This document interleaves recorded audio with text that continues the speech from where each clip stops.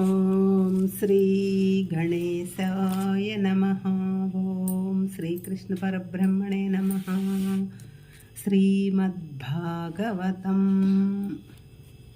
సమస్త గురుమండలికి హృదయపూర్వక ధన్యవాదాలు తెలుపుకుంటూ భాగవతం చదువుకుంటున్నాము.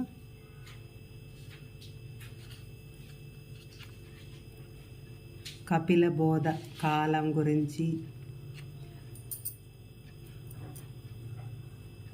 మానవుడు అశాశ్వతమైన వాటి గురించి అని, గత జన్మల్లో ఆర్జించిన సిరి సంపదలు, ఇంద్రియ సుఖాలు, ఆలుబిడ్డలు, ఆస్తులు అన్నీ అలాంటివన్నీ కపిల బోధలో తెలుసుకున్నాము.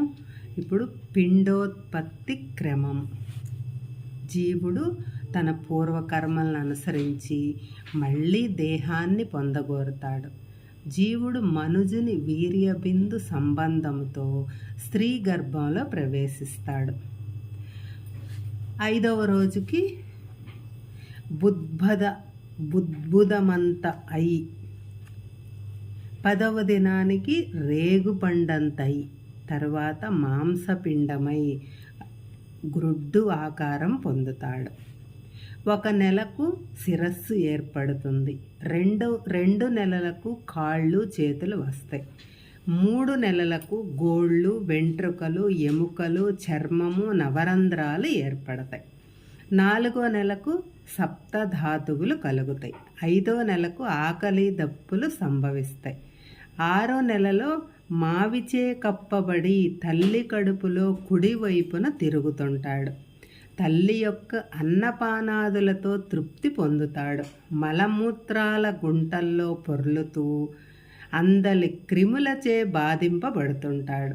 తల్లి తిన్న కారము, పులుపు, చేదు మొదలైన ఘాటైన రసాలు అతని అవయవాల్ని తప్పింపజేస్తాయి. మావిచే కప్పబడి ప్రేగులచే చుట్టబడి తల్లి పొట్టలో తలదూర్చి ముడుచుకుని పడి ఉంటాడు. అవయవాలను కదిలించటానికి శక్తి లేక పంజరంలోని పక్షివలే బందీ అయి ఉంటాడు.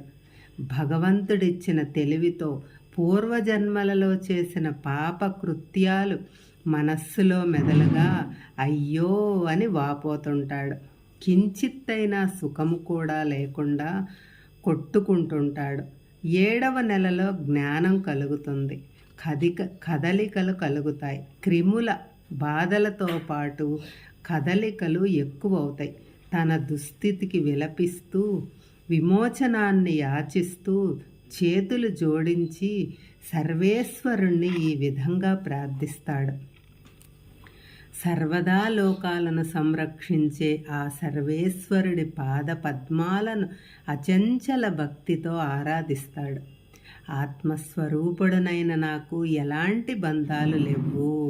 అయినా నేను ఈ విధంగా బంధింపబడి ఉండటానికి నా అజ్ఞానము, పూర్వకర్మలే కారణాలు. హే భగవాన్, పరిశుద్ధాంతరాత్మ,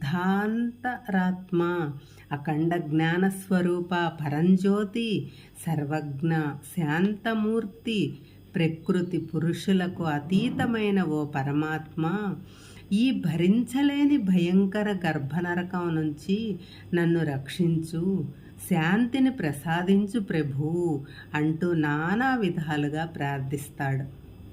అని చెప్పిన కపిల భగవానునకు తల్లి అయిన దేవహుతి ఇలా అడుగుతుంది.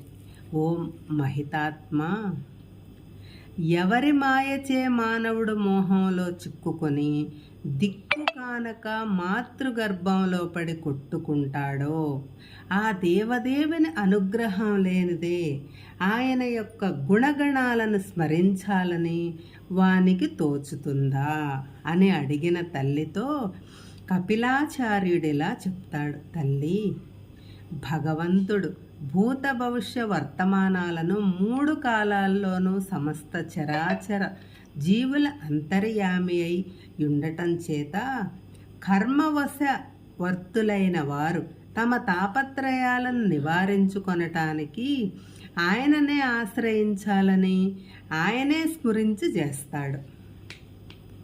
జీవుడు తల్లి గర్భంలో మలమూత్ర కోశాలలో నెత్తుటి కుంటలో ఆకలి మంటలతో క్రిమికీటకాల బాధలతో మ్రగ్గుతూ ఆ గర్భనరకం నుంచి ఎప్పుడు బయటపడతానా అని నెలలను నెక్కించుకుంటూ నన్నెవరైనా బయటికి నెట్టేవారున్నారా అని ప్రార్థిస్తుంటాడు. పరమేశ్వరానుగ్రహంచే చైతన్యంతో పాటు పూర్వ స్మృతులు కూడా వస్తాయి. దుష్కృతాల స్మృతులు హింసిస్తాయి. ఆ ఏకైకనాథుడైన ఆ భగవానుడే రక్షించాలి అని తెలుసుకుంటాడు. అయితే ఆ పరమపురుషునకు తానేమీ అర్పించగలడు. చేతులు జోడించి నమస్కారం మాత్రమే చెయ్యగలను కదా. ఈ విధంగా అనుకుంటాడనమాట. నేనేం చెయ్యను, ఆ పరమాత్మకు నేనేం చేస్తాను, చేతులు జోడించి నమస్కారం తప్ప నేనేం చేయగలను అని అనుకుంటాడు. నేను కేవలం జీవుడను. రాబోయే జన్మలోనైనా శమ దమాది సాధనలతో కూడిన విజ్ఞాన దీపాన్ని వెలిగించుకొని ఆ వెలుగులో ఆ సర్వేశ్వరుని చూడాలి. ఇలాంటి గర్భనరకంలో మళ్ళీ పడకుండా కాపాడమని వేడుకుంటాను అని భావించిన వాడై జీవుడు 9 నెలలు పూర్తయ్యే వరకు బయటపడరాదనే గడిపివేస్తాడు. కానీ పిదప మాసం రాగానే అతడు అధోముఖుడై తలక్రిందులుగా తిరిగిపోతాడు. ఊపిరాడక ఉక్కిరి బిక్కిరవుతాడు. అంతవరకు తనలోనున్న జ్ఞానము, పూర్వ స్మృతులు అదృశ్యమైపోతాయి. నెత్తురుతో బయటపడతాడు. ఏడుస్తూ ఎరుకలేని వాడై తన మనసులోని మాటను తెలుసుకొనలేని వారిచే పోషింపబడుతుంటాడు. ఆ విధంగా అనేకమైన బాల్య శైశవారిష్ట బాధలు పడుతూ యువకుడై కోర్కెలను తీర్చుకోవటానికి పాటుపడుతూ కామ క్రోధాలు రాగద్వేషాలు అహంకార మమకారాలు పెంచుకుంటూ కర్మబంధాలు పాప సంచయాలు పెంచుకుంటూ చరిత్రను పునరావృతం చేసుకుంటాడు. దుష్ట సాంగత్యం వలన సత్యము, శుచిత్వము, దయ, ధైర్యము, మితభాషణం, బుద్ధి, సిగ్గు, ఓర్పు, కీర్తి, శమము, దమము మొదలైన సద్గుణాలన్నీ నశిస్తాయి. మాత మూఢ చిత్తులు, శాంతి లేని వాళ్ళు, దేహమే ఆత్మాయని భావించేవాళ్ళు, స్త్రీ సౌఖ్యం గురించి గొలుసుతో కట్టబడిన పెంపుడు జంతువులాగా ప్రవర్తించేవాళ్ళు, వీరంతా శోచనీయులు. వీరి సాంగత్యం వర్జనీయం.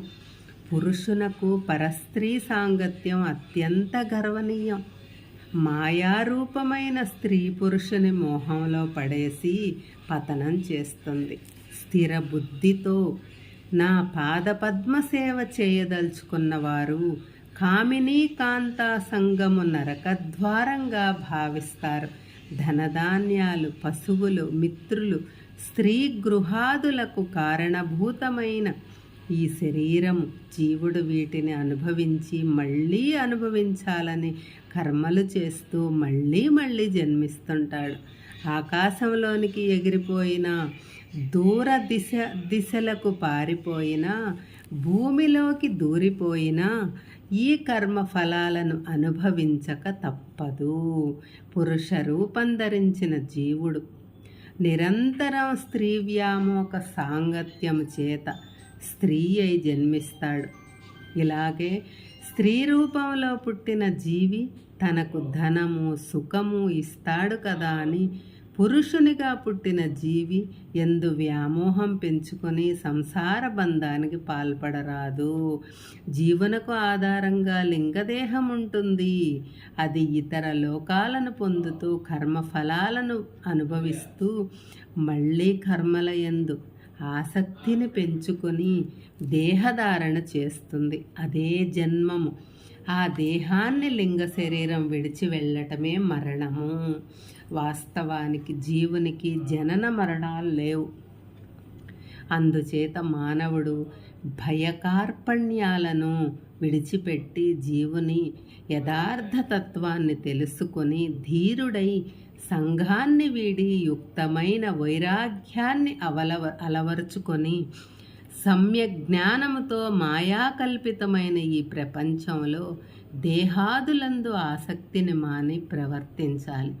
పంచభూతాత్మకమైన స్థూల దేహము నశించే ప్రభావం కలది.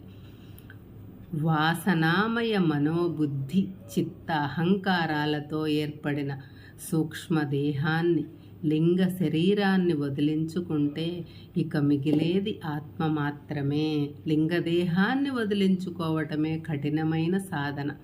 ఇది కేవలం మానవ జన్మ ద్వారా సాధ్యపడుతుంది.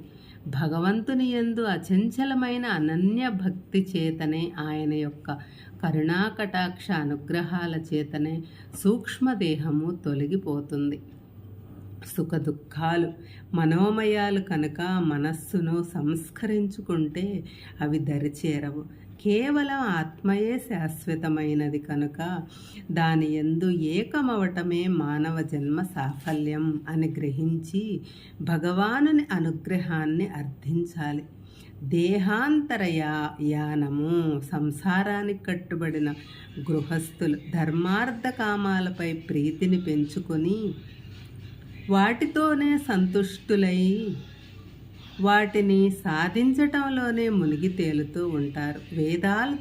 వేదాలలో చెప్పబడిన భగవద్భక్తికి, భగవద్ ధర్మాలకు విముఖులై ఉంటారు.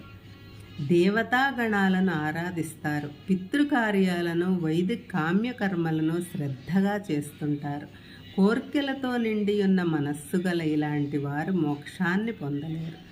వారు ధూమ్రాది మార్గాలలో చంద్రలోకం చేరి అక్కడ సుఖాలను అనుభవించి పుణ్యం తరిగిపోగా మళ్ళీ జన్మ ఎత్తటానికి భూలోకానికే తిరిగి వస్తారు.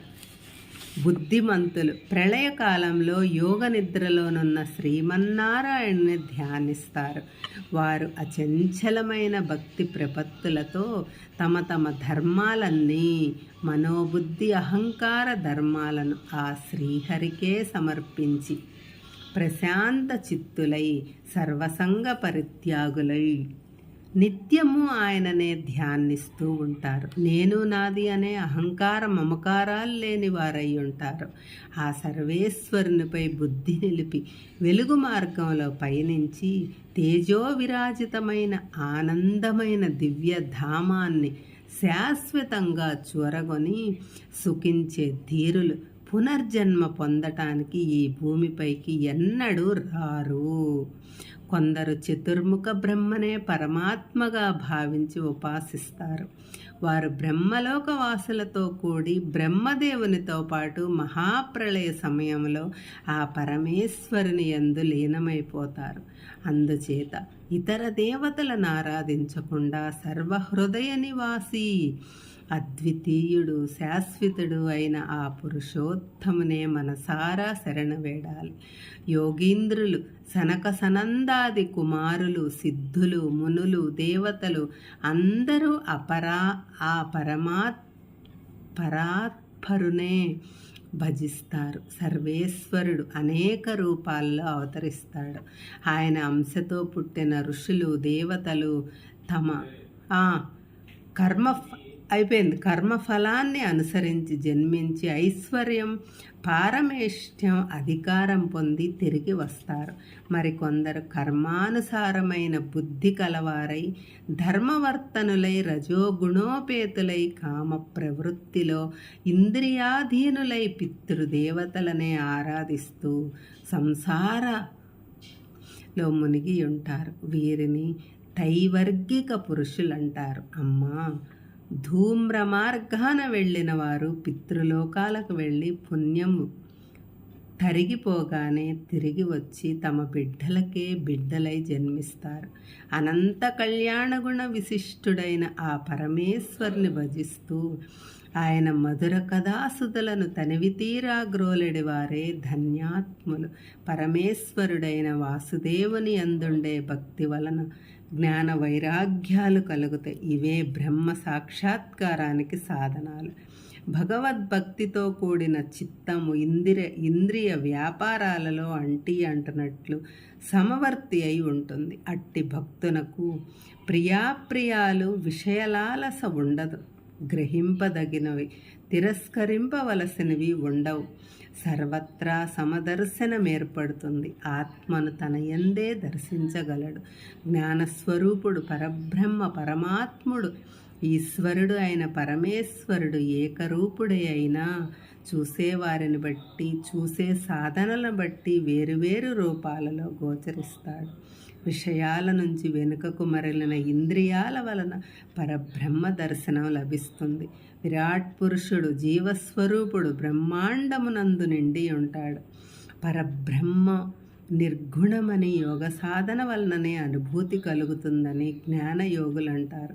నేను చెప్పిన భక్తి యోగంలో పరమాత్మ సగుణుడు. వాస్తవానికి భక్తి యోగము జ్ఞానయోగము వేరువేరు కాదు, ఒక్కటే. సమస్త శాస్త్రాలను బాగుగా అనుష్ఠించటం చేతగానే, తీర్థ దర్శనాలచే గాని, జపతప అధ్యయన యోగక్రియల చేత గాని, దాన ధర్మ కర్మల చేత గాని ఆ పరమేశ్వరుడు గోచరించడు. కానీ మనస్సును ఇంద్రియాలను వశపరుచుకొని సకల కర్మలు భగవదర్పితముగా చేపట్టి ఆత్మతత్వ జ్ఞానముతో తిరిగిపోని వైరాగ్యముతో కర్మఫలంపై సంగము లేకుండా ప్రవర్తించే వ్యక్తి మాత్రమే హేయ గుణాలను పోగొట్టుకొని అనంత కళ్యాణ గుణ విశిష్టుడైన పరమాత్మను చేరగలడు. అమ్మా, నీకు భక్తి మార్గాన్ని, సాంఖ్యయోగాన్ని వివరించాను.